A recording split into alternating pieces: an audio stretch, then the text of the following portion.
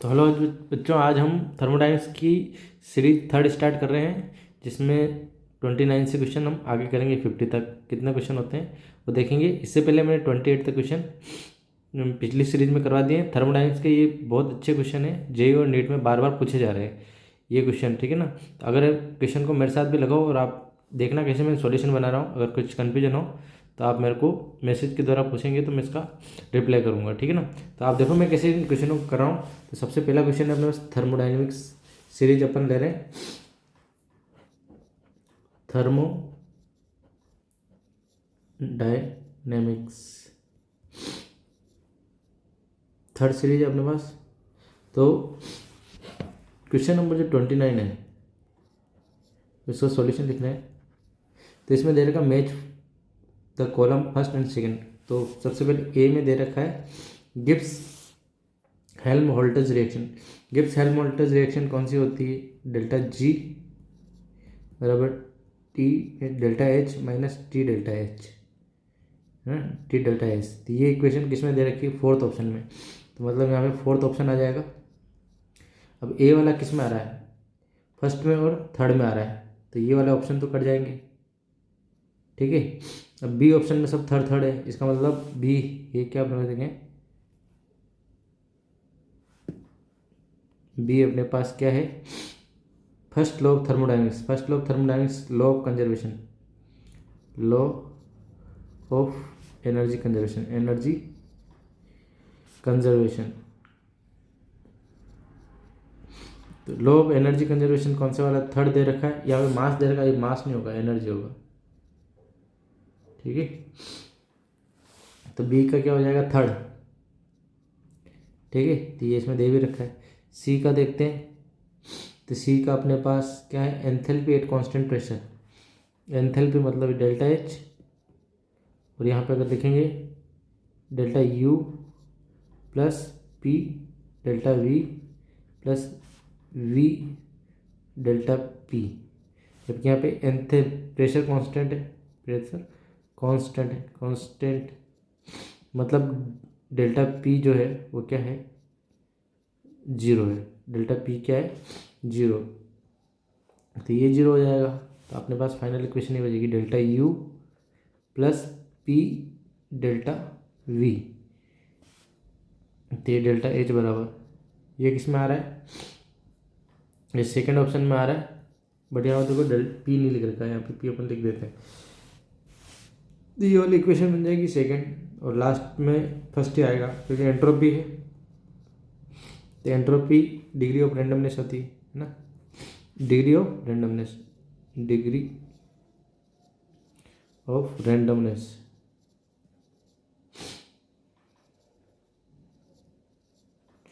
तो ये समझ में आ गया होगा कि मैंने कैसे किया।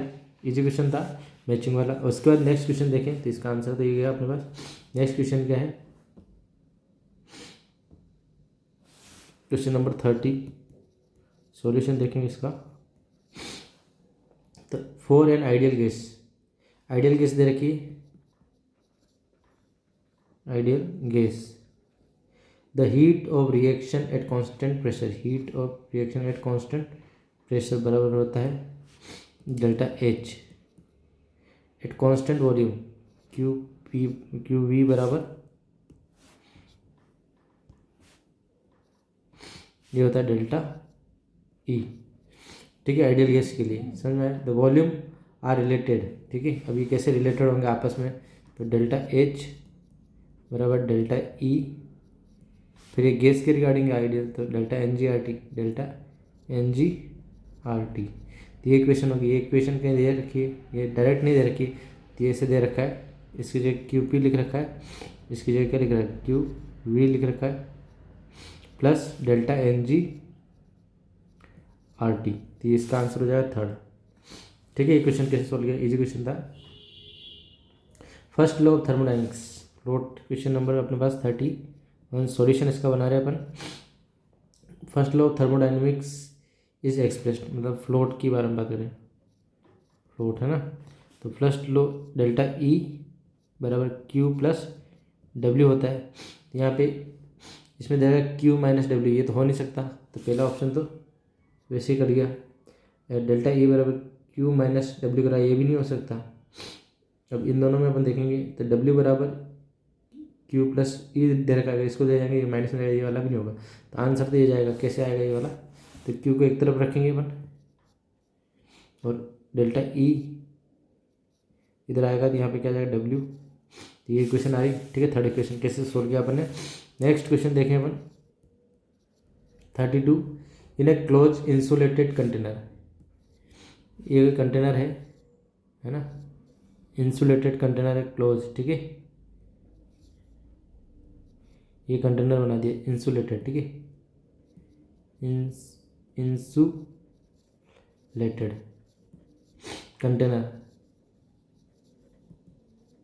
और लिक्विड स्टेयर, मतलब इसके अंदर लिक्विड को स्टेयर किया विद पेडल, यहाँ पे लिक्विड होगा, ठीक है, ये बना देते हैं अपन लिक्विड। इसको अपन पेडल के साथ क्या कर रहे हैं, स्टेयर कर रहे हैं, ये पेडल के साथ स्टेयर कर रखा है, इससे स्टेयर कर रहे हैं with pedal increase the temperature, इसका टेम्परेचर क्या हो रहा है, इंक्रीज हो रहा है। विच of the following is true, दो यहाँ पे क्यू एक्सचेंज नहीं होगा क्योंकि इंसुलेटेड है, तो इस वजह से क्या होगा, क्यू जीरो हो जाएगा। तो क्यू जाए फर्स्ट लॉ थर्मोडायनेमिक्स लिखें, फर्स्ट लॉ ऑफ थर्मोडायनेमिक्स, तो क्या आएगा, डेल्टा ई बराबर क्यू प्लस डब्ल्यू, तो ये कट जाएगा क्योंकि ये तो जीरो हो गया, तो ये जीरो हो गया, तो अपने पास क्या बचेगा, डेल्टा ई बराबर डब्ल्यू, जितना वर्क होगा उतना इंटरनल एनर्जी में चेंज हो जाएगी, तो मतलब ये नॉट इक्वल टू जीरो होगा और क्यू क्या होगा, जीरो। तो ये वाली कंडीशन कहीं दे रखी होती है, पहले ही ऑप्शन में दे रखी है, तो पहले ही ऑप्शन इसका क्या होगा, सही होगा, ठीक है, समझ में आ गया होगा। नेक्स्ट क्वेश्चन देखें 33, क्वेश्चन नंबर 33, सॉल्यूशन बनाएंगे इसका। फॉर द प्रोसेस, रिएक्शन दे रखी है ना, CO2 से CO2 गैस, तो पहले बोला both delta H enthalpy change and entropy change positive, तो यहाँ से इधर चलेंगे, तो इधर से सॉलिड से जब गैस में जाएगा तो डेल्टा एच हमको क्या करना पड़ेगा, देना पड़ेगा, तो पॉजिटिव होगा, ठीक है। वहीं अगर ये सॉलिड में गैस में, तो गैस की रैंडमनेस ज़्यादा होती है, तो एंट्रोपी क्या हो जाएगी, सॉलिड से इसमें जाएगा गैस में, तो एंट्रोपी चेंज पॉजिटिव होगा, दोनों ही क्या होगा, पॉजिटिव, इसमें भी फर्स्ट ऑप्शन होगा, ठीक है, समझ में आ गया। नेक्स्ट क्वेश्चन देखें, क्वेश्चन नंबर 34, सॉल्यूशन बना रहे हैं। For the reaction taking place at certain temperature, किसी टेम्परेचर पे ये रिएक्शन टेक हो रही है, मतलब हमारे पास ये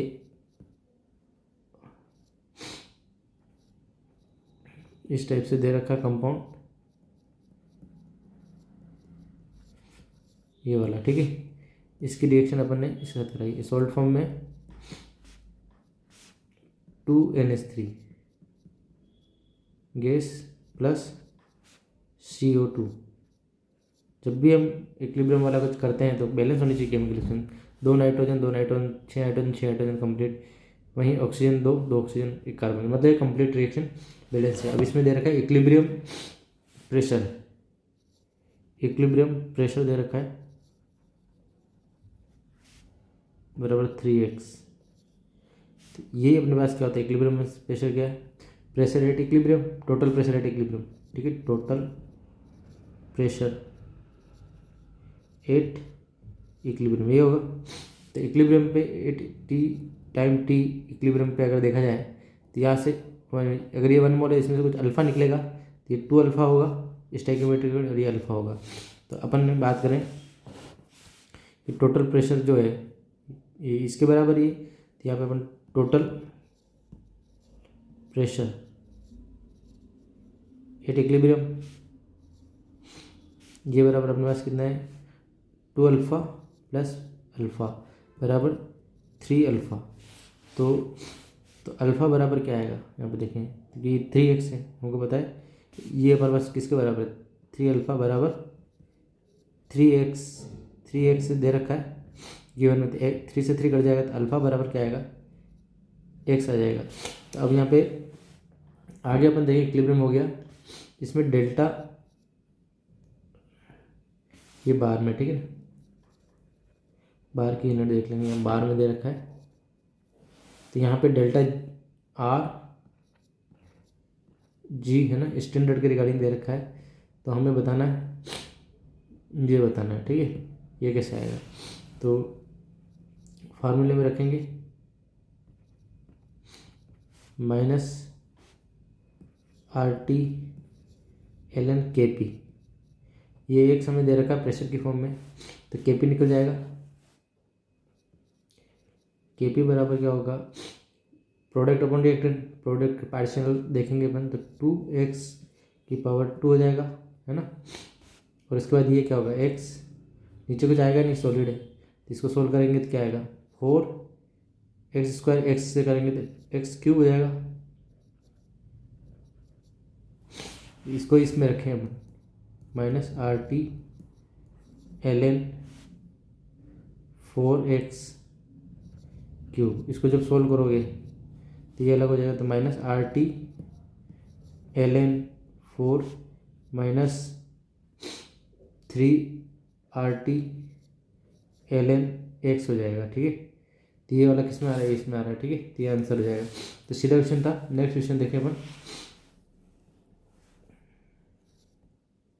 क्वेश्चन नंबर 35, सॉल्यूशन बनाएंगे अपन for the reaction between CO2 and graphite, CO2 plus graphite, ठीक है। तो हमारे पास क्या बना, अपने पास ये भी गैस है और ये अपने पास बना 2CO गैस, ठीक है, ये हो रहा है। और डेल्टा H इसके लिए दे रखा है plus 170 kilo joule, delta H दे रखा है अपन को 170 जूल पर केल्विन। अब द रिएक्शन स्पॉन्टेनियस एट, तो टेम्परेचर दे रखा है, टेम्परेचर बताना है किस टेम्परेचर पर रिएक्शन स्पॉन्टेनियस होगी ना, स्पॉन्टेनियस एट बताना है ना टेम्परेचर। तो कैसे बताएंगे, तो ये हमारे पास डेल्टा जी वाली इक्वेशन है, T delta H minus T delta H होता है, ये अपन करेंगे। अब अगर ये इक्विलिब्रियम पे होता है, इक्विलिब्रियम पे क्या होता है, डेल्टा जी बराबर 0 होता है।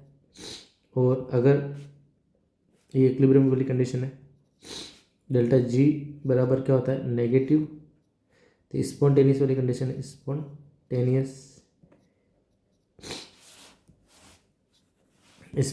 कंडीशन, स्पॉन्टिनिटी की कंडीशन है। और यहाँ पे अगर डेल्टा जी बराबर क्या होता है, पॉजिटिव, तो अपने पास ये नॉन स्पॉन्टेनियस है, नॉन स्पॉन्टेनियस। तो हमें कुल मिला, अगर इक्विलिब्रियम के 0 है, 0 से अपने को कम जाना है, ठीक है। इसमें क्या रिलेशन दें, है ना, इन दोनों में रिलेशन देखें, स्पॉन्टेनिटी अगर इसके रिगार्डिंग रिलेशन देखेंगे तो यहाँ पे अपने पास रिलेशन आ जाएगा,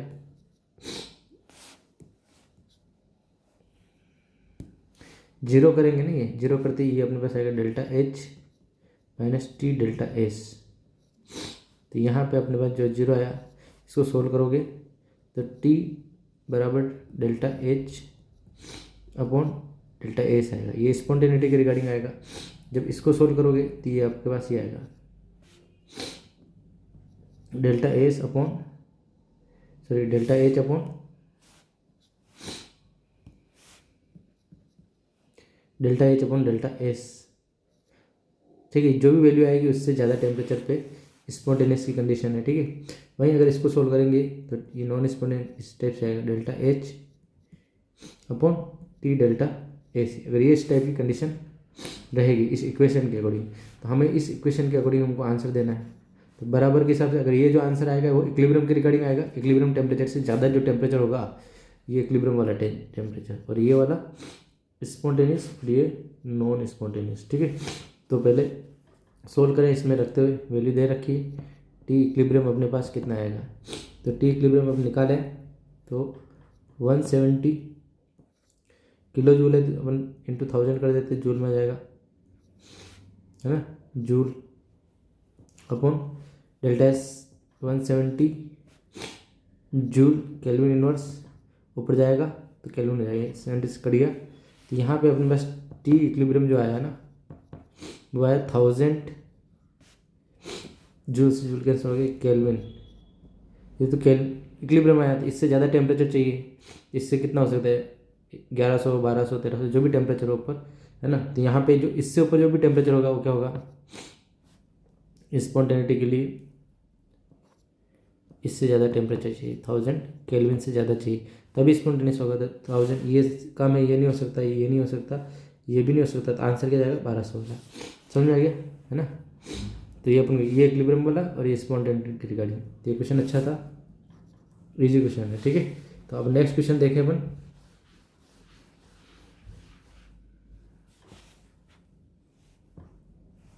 क्वेश्चन नंबर अपने पास 36 है, सॉल्यूशन बनाएंगे इसका हम।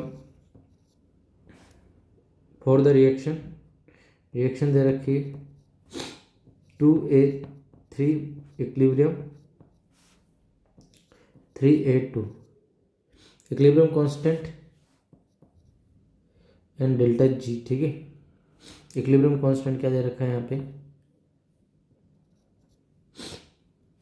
1 × 10⁻30 और डेल्टा जी नॉट स्टैंडर्ड दे रखा है, सर्टेन टेम्परेचर पे दे रखा है -172.4 किलो जूल पर मोल।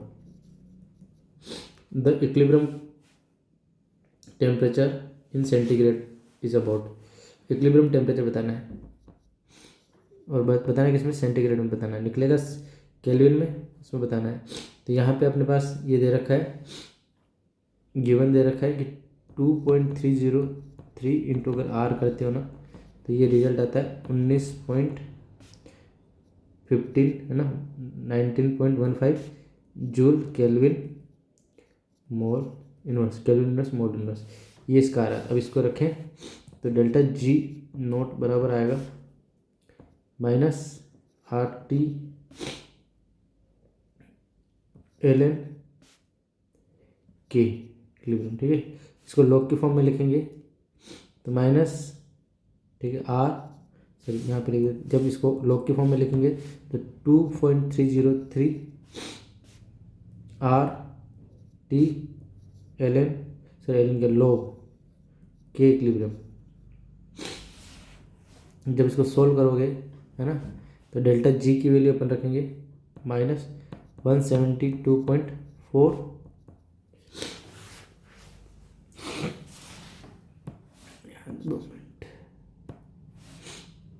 किलो जूल पर मोल, ठीक है, किलो जूल पर मोल,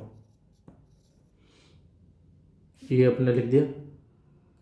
और यहाँ पे अपने पास ये वैल्यू आएगी, जूल में आ रही है ना, तो ये वैल्यू जो जूल में ना यहाँ से यहाँ तक की, इसको किलो जूल में करोगे 19.15 into 10⁻³ kilo joule kelvin inverse mole inverse.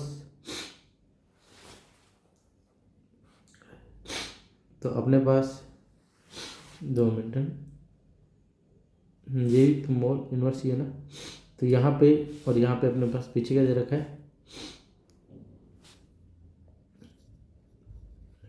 Into T कर दिया और यहाँ पे के इक्विलिब्रियम। 2 मिनट आ नहीं रहा, वापस लिखते हैं इसको। तो यहाँ पे अपने पास क्या -172.4 किलो जूल पर मोल, 19.15 इंटू 10⁻³ किलो जूल पर मोल पर केल्विन इंटू टी, और यहाँ पे लॉग के इक्विलिब्रियम। अब ये अपन ने सोल्व करेंगे तो किलो जूल से किलो जूल कट जाएगा, पर मोल से पर मोल कट जाएगा, केल्विन में चला जाएगा। और यहाँ पर टेम्परेचर कितना दे रखा है RT, है ना, तो टेम्परेचर तो हमको निकालना है। तो निकल जाएगा, ठीक है। तो ये टेम्परेचर हमको निकालना है। तो यहाँ पे -172.4 केल्विन अपॉन 19.15 इंटू 10⁻³ ये आएगा, और बराबर क्या आएगा T, और यहाँ पे log 10⁻³ 10⁻³ जो 3 है ना 30 सॉरी 30 बार आ जाएगा, और ये 1 हो जाएगा। तो अपन लिख सकते हैं T इंटू 30, और यहाँ पे जो वैल्यू है इस वैल्यू को माइनस, और ये माइनस, इधर भी माइनस था ना, ये माइनस माइनस तो कैंसिल हो गया, ये मान लो ये इधर इधर वाला माइनस कैंसिल हो गया, प्लस में हो जाएगा। तो 172.4 kelvin upon 30 into 19.15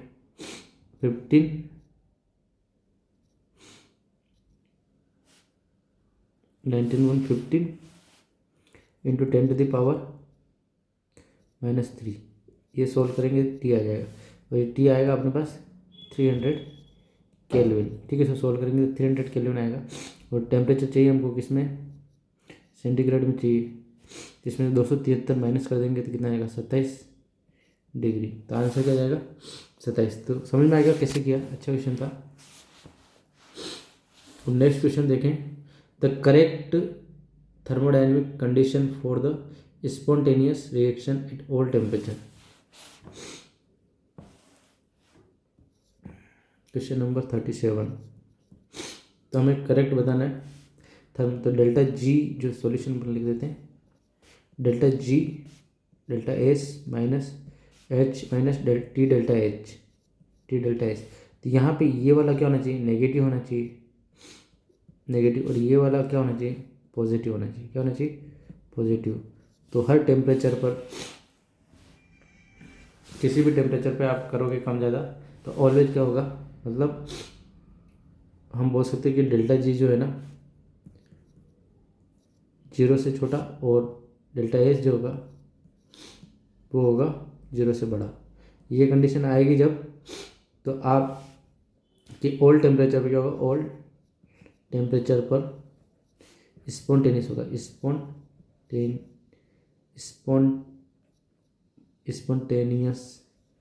spontaneous process होगा। तो समझ में आएगा कैसे अपन ने सोल्व किया। तो सीधा सीधा था, तो इसका आंसर क्या जाएगा, ये नेगेटिव ये पॉजिटिव, थर्ड ऑप्शन चला जाएगा। Question number 38, absolute entropy of an ion in aqueous solution at 298 kelvin. Statement दे रखा है,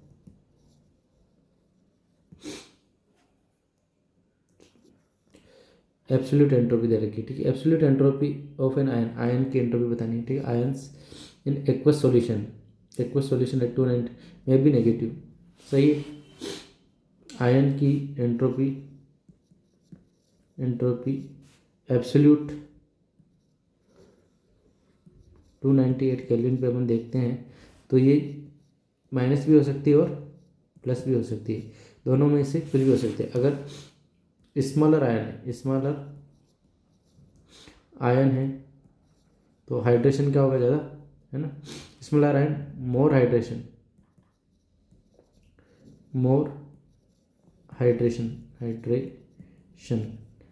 हाइड्रेशन होगा, और उससे क्या होगा, सिमेट्रिक अरेंजमेंट होगा, सिमेट्रिक अरेंजमेंट।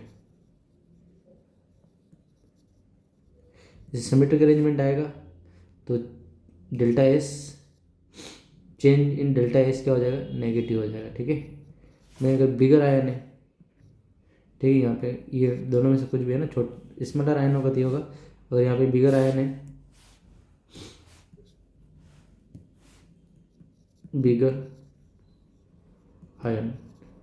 बिगर आयन होगा तो क्या होगा, लेस हाइड्रेशन होगा, और एसिमेट्रिक अरेंजमेंट होगा, सिमेट्रिक अरेंजमेंट नहीं होगा, रैंडमनेस ज़्यादा हो गया होगी, रैंडमनेस इंक्रीज होगी, रेंडमनेस इंक्रीज होगी, इसका मतलब यहाँ पर डेल्टा एस क्या हो जाएगा, पॉजिटिव हो जाएगा। तो ये बोल सकते हैं कि एब्सोल्यूट एंट्रोपी जो होती है आयन की वो नेगेटिव भी हो सकती है, पॉजिटिव भी हो सकती है, ठीक है। कंडीशन है आयन किस टाइप का। तो स्टेटमेंट पहला तो सही है, स्टेटमेंट फर्स्ट क्या है, right. Absolute entropy 8 to 98 kelvin of any substance can never be negative. भाई ये नेवर तो वाला गलत है ना, नेगेटिव पॉजिटिव दोनों में से कुछ भी हो सकती है, तो ये तो गलत हो गया। तो statement first is correct, statement second is incorrect, second option हो जाएगा। नेक्स्ट अपन क्वेश्चन देखें अपन 39, ठीक है। सॉल्यूशन बनाते हैं इसका। In which of the following process entropy decrease. Entropy बतानी है कि किस प्रोसेस में डिक्रीज हो रही है, कम हो रही है। तो सब्लिमेशन ऑफ केम्पर, तो सब सॉलिड से किस में जाता है, गैस में जाता है। तो यहाँ पे एंट्रोपी क्या हो जाएगी, इंक्रीज हो जाएगी सब्लिमेशन में। सेकंड में मेल्टिंग ऑफ आइस, सॉलिड से किस में जाता है, लिक्विड में जाएगा। तो यहाँ पे भी एंट्रोपी क्या होगी, इंक्रीज होगी, ठीक है। लिक्विफिकेशन ऑफ गैस, तो यहाँ पे अगर तीसरा बात है लिक्विफिकेशन, गैस को अपन लिक्विफाई कर रहे हैं, तो एंट्रोपी क्या होगी, एसोसिएशन होगा, तो एंट्रोपी क्या होगी, डिक्रीज। तो आंसर क्या जाएगा, थर्ड, ठीक है। इसी वाला 38 वाला क्वेश्चन क्या अच्छा क्वेश्चन है, इस टाइप का क्वेश्चन आएगा, कन्फ्यूजन क्रिएट कर सकता है, अच्छा क्वेश्चन है। नेक्स्ट क्वेश्चन देखिए अपन, question number 40। For the reaction H2 gas plus I2 gas, solution बनाते हैं इसका। H2 gas plus I2 gas से क्या बना, 2HI बनने वाला भी गैस है, ठीक है। डेल्टा H दे रखा है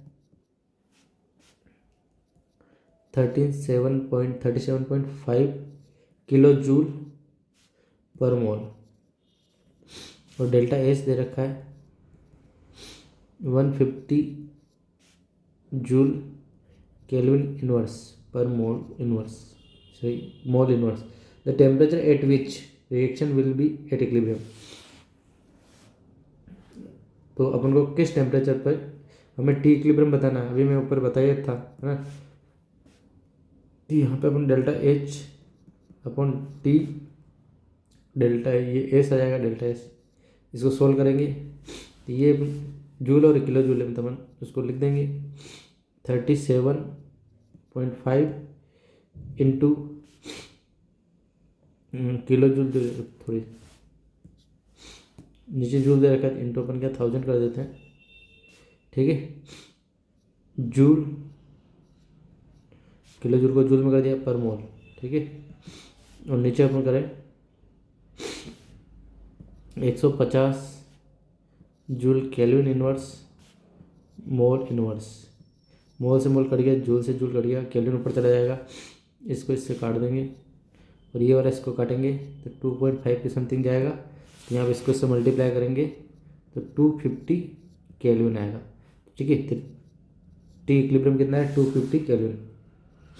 तो ये अपने पास आंसर हो जाएगा। नेक्स्ट क्वेश्चन देखें अपन, क्वेश्चन नंबर 41। मैच करना है कॉलम 1 को कॉलम 2 से, कॉलम 1 को कॉलम 2 से मैच करना है। सॉल्यूशन, ट्रांसफॉर्मेशन दे रखा है ना। पी में जो दे रखा है वो क्या दे रखा है, सी सॉलिड है ना, से गैस के साथ मिक्स किया तो CO2 बना, है ना। तो इसमें क्या होगा, ये जो चेंज हो रहा है ना, तो ये कंबशन होगा, कंबशन के दौरान क्या होता है, एंथैल्पी नेगेटिव आती है। तो मतलब यहाँ पे एंथैल्पी नेगेटिव किसमें दे रखी है, फोर्थ ऑप्शन में, है ना।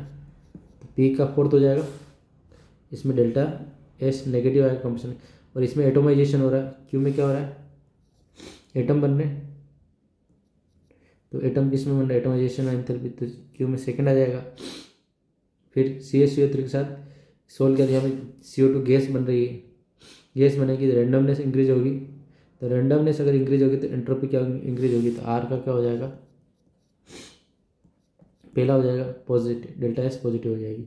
अब लास्ट में फॉस्फोरस वाइट से फॉस्फोरस रेड में जाता है, फॉस्फोरस वाइट से अगर फॉस्फोरस रेड में जाता है तो ये कौन किस टाइप का चेंज कहलाता है, एलोट्रोपिक चेंज है, क्योंकि इसके अंदर जो एलिमेंट एटम प्रेजेंट सेम है, सिर्फ उसके स्ट्रक्चर में चेंज आ रहा है। दैट मीन्स क्या हो रहा है, एलोट्रोपिक चेंज। भाई स्टेबिलिटी में भी चेंज आ रहा है बट एलोट्रोपिक चेंज कहलाएगा, ठीक है ना। क्योंकि इसमें स्ट्रक्चर में चेंज आ रहा है, इसके एलिमेंट सेम है। तो इसमें क्या जाएगा, ए इसका 5 होगा, है ना। तो इसका 5, तो आंसर क्या जाएगा 4 2 1 5। तो ये अपने पास 41 क्वेश्चन। तो अपन ने थर्ड सीरीज के अंदर 41 क्वेश्चन लगाए। इसके बाद 9 क्वेश्चन हम नेक्स्ट सीरीज में लगाएंगे। तो आपको समझ में आया होगा देखो मैंने कैसे सॉल्व किया। तो ये आपको क्वेश्चन आने चाहिए, ये क्वेश्चन आएंगे नीट में और जेईई में बार बार फ्रिक्वेंटली पूछे जाते हैं, ऐसे ही क्वेश्चन आते हैं। तो आप करते रहो ऐसे क्वेश्चन, और कोई समस्या हो तो आप मेरे को मैसेज कर सकते हैं।